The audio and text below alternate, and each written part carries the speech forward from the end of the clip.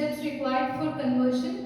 So these are the two important things that are required for conversion. Okay, if it is a non-terminal, then this should be converted into this form. If it is a terminal in the given grammar, then this should be converted into this form. So let us solve these three examples now. So for the first one, here we'll solve it for non-terminals first. So non-terminal means it should be converted into this form. Delta of q comma epsilon comma a derives alpha. So here a is nothing but productions or symbols towards LHS side. So LHS side contains S equal to q comma alpha is nothing but symbols in RHS. So RHS contain BD. Okay. Next, do it for B. Q comma epsilon comma B. If non-terminal is B, then that should be written as Q comma alpha means RHS symbols 00S. You can keep or you can write it like this, or you can write in a different transition function. Q comma 0. Next, write for the last one D. Delta of q comma epsilon comma D equals to q comma alpha. Alpha means this one. Similarly, you need to write it for second one also. Second RHS. Epsilon comma D equal to q comma 1. Okay. So now we considered these transitions for non-terminals. Now we need to write it separately for terminals also. So find out terminals present in this grammar. We have 0 and 1. So write them in this form. So delta of q comma 0 0 is nothing but q comma epsilon. One more terminal is 1. So delta of q 1 1. Which is equal to q comma epsilon. Fine. So this is the solution for this first problem. Similarly, we need to solve remaining two, second and third also. So we'll solve them.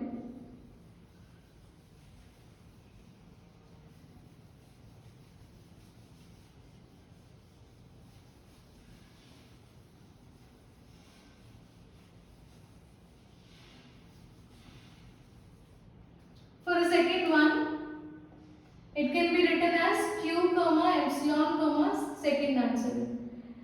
Q comma epsilon comma A. A is nothing but LHS. S equal to q comma alpha is nothing but RHS. That is XSY.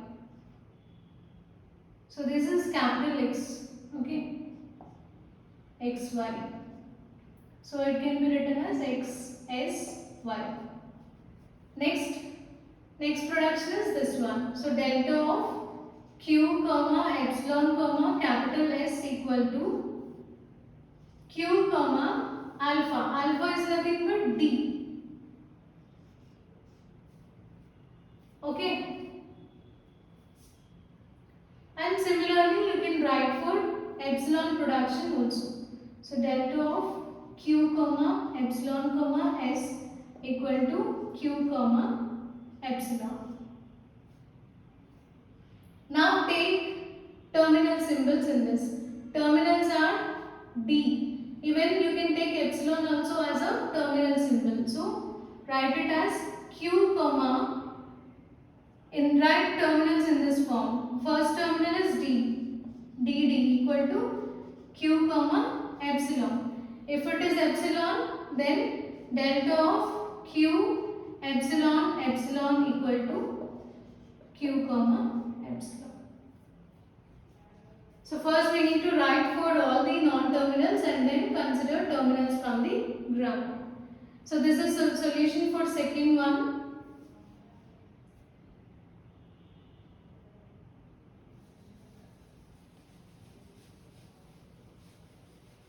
Now let us see third one.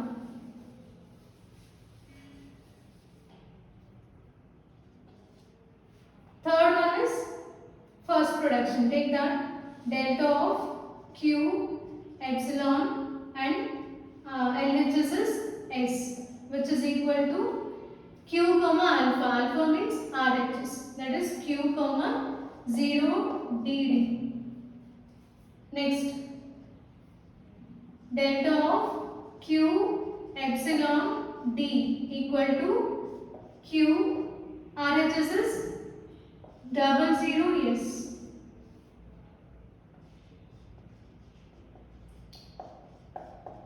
Again, RHS is 10 S. So you can keep or and you can write it like this also. Okay, or you can keep comma. Next, again Q epsilon D equal to last one, that is Q comma 1. So now we considered all non-terminal symbols. Now find out terminals from this grammar. Terminals are 0 and 1. So write them using this second notation. Q00 equal to Q comma epsilon. Next, Q11 equal to Q comma epsilon. So this is the solution for this third problem. This is how we can convert the given CFG into PDA by using these two rules. First for non-terminals and second